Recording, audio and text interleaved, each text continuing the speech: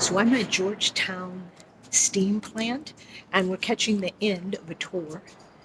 And I'm going to put a link below so you can read about at your own time, your own leisure, about this plant. And I just want to walk through so you can see the aesthetics of what's going on. They're using this space now.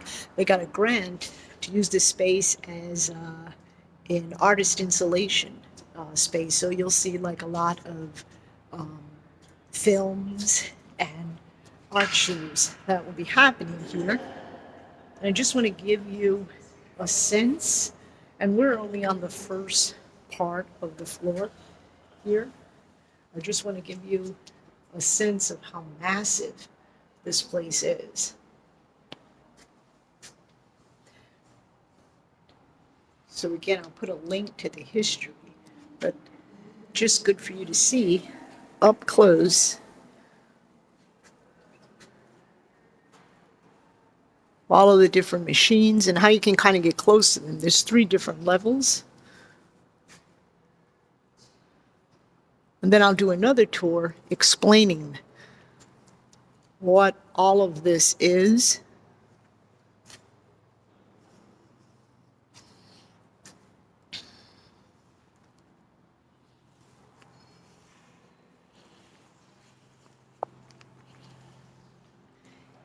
Now I'm the last one here left, so it's kind of really quiet. It's kind of eerie.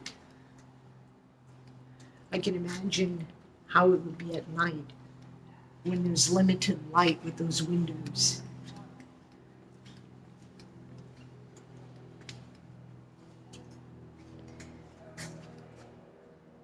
And this is the National Historic Mechanical Engineering Landmark.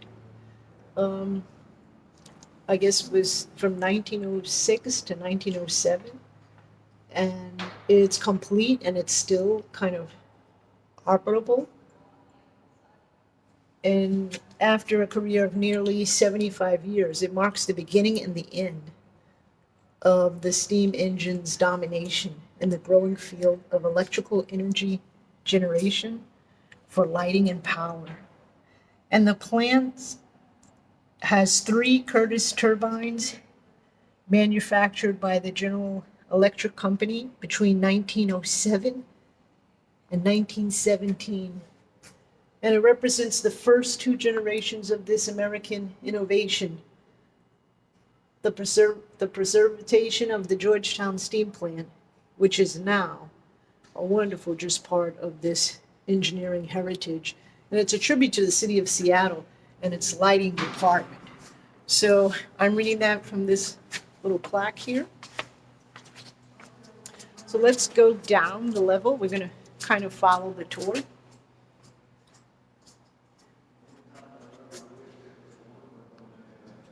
And I'm just going to move the camera so you can see where I'm walking down these stairs, so you get the feel.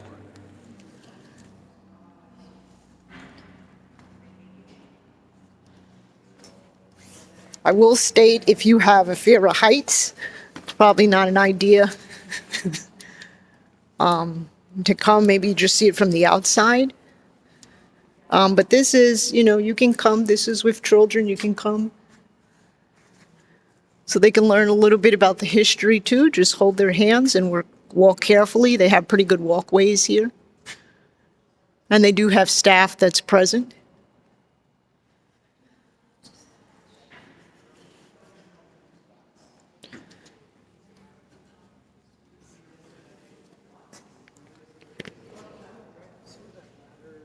Step ladders.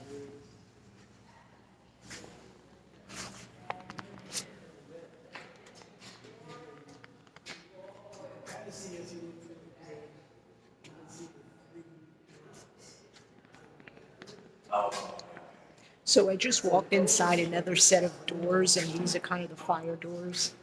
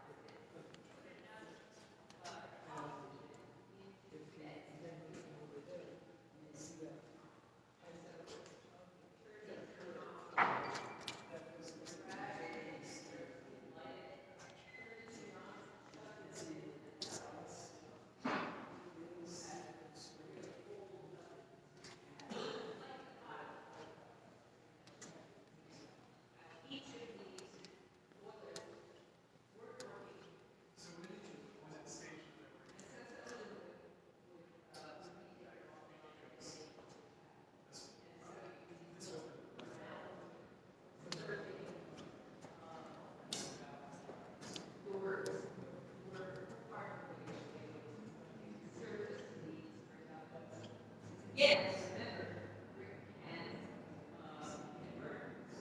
It's great, it turns into dust. It's subject to too high heat or heat for too long. Okay, so let us walk back here. You can see the gauges as we go. Sure. The brown covers, is that just a design or those are originals or what's the Pattern is Sterling Boilers. It's the company. I think so. No, yeah. Yeah. And this one is the plain test. But maybe they will have sure. But yeah, it's the company, and I think Sterling is out of Michigan. He's out of Michigan. So all of this equipment was brought here on barge. You know which room the concerts were in the 80s? This one. Was this one? Yep. And we have had entertainments here since then. There was actually a banquet here a couple of years ago. Another thing is you see these corrugated tin here. So let's stop a moment and take a look at those. So I said that coal was often used, well, sometimes used. And so how did the coal get in? They didn't want to have to shovel it in. What they did is they had a conveyor that brought it up to the ceiling. And these little square things on the ceiling, they would shoot that the coal would, by gravity, be brought down. And it fell on a grate. And that grate was automated or mechanical. And kind of like, when you go to a hotel and you have, you put your toast in it, like, and you just put the toast in, it kind of brings the toast up, and then it brings it through. That's exactly what it is. I think they call it a chain stoker. Chain stoker in this case. So the coal would fall down and it would just be shunted in here. These corrugated things were meant for safety purposes, to keep people from burning their knees off every time they walk past.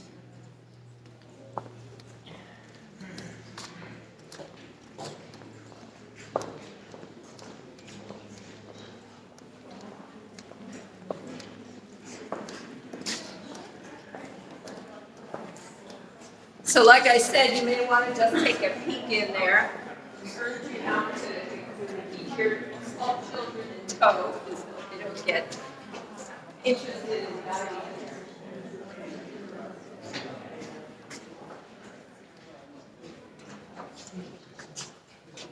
So now we're looking at one of the, come around here, you'll be able to see. We're looking at one of the boilers access points.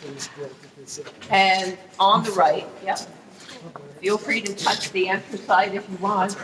Definitely wash your hands before that. The round drums are what's called mud drums. And if you look here, you can see how the mud drums work. So we have the water way up there. And that's coming in, and gravity is bringing it down into the mud drum. And in the mud drum, it's getting heated. And when it gets heated, so this is the mud drum down here, it gets heated, and then steam comes up a set of pipes up there. And the steam then gets shunted off for use in the engine room. So it comes out in these pipes, large pipes, and it gets shunted in there into the turbine. So that kind of how it works. Now the mud drums are exactly what they say. I mean, the water that they brought in for use was river water, and they filtered it, but not granularly. So over time, these units had to be cleaned out because the mud on the bottom of them, right? And so kind of look at it that way. Now, here's the interesting thing. At any one time, we think there were maybe 30 people working here. And as it started to, slow down in the 60s and 70s and so on, this plant was just kind of on a maintenance standby, right, to plug in if needed. And then there were 8 or 9 people just making sure that things could be run, turning on different things, making sure that it's still operating. But regardless of whether there were 30 or 8 people working in this building, one of them had to be that small. Because one of them had to be able to crawl into the here using this conduit to get in and replace the bricks. So, one of the qualifications for working here might be, must be very small, circumference this, to do this kind of maintenance work. Now, how do we know that enough water is being brought into the building so that we don't run out of water? Well, right behind you is a little ruler on the wall. And inside the tank, which is again on that platform up here, move back to the farm, you can see it. It has just chunks of wood on a cable that would draw, would go up when it was full, and it would go down.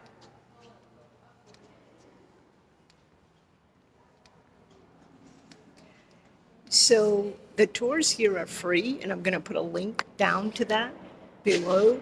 But I want you to come on your own and experience it, so you can read about it online. But it's really, following the tour guide around. It's interesting. This video is just, I'll do another one where I do that, but I just want you to be able to see the inside and take time without all the tourists, or different people coming.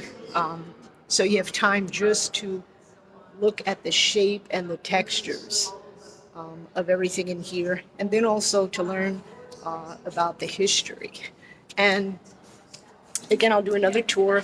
You really want to read about this plant and the influence that it had on this area. And if you come, the tours they are from 10 o'clock. There's one, there's one at 11, I'm sorry, and one at 1. So you can see it will be in a time of day when it's very light. Must be interesting because they do have some activities here that I saw when the lights kind of, it's a little bit later in the evening. So those are art activities. So it might be interesting to see it at a different time also. So hopefully you do come to the Georgetown steam plant. It's not far from Seattle. You can also take the bus. The bus is like maybe about 25 minutes and about another 5-minute walk. And they do have parking outside. And you'll get a beautiful view also of the mountains because there's an little airport right here outside that I definitely recommend. Also, Georgetown has a lot of other spaces as far as art shows, a lot of art collectives. They have a wonderful art walk that runs every month. So, and if you can't make those art walks, you can still go to the galleries on your own. They have great restaurants, and it's a wonderful community. So definitely check it out. It's a little bit outside of Seattle. I guess you could walk to it and bike, but it's not that far from downtown. So definitely give it a go. Okay, have a great weekend. Ciao.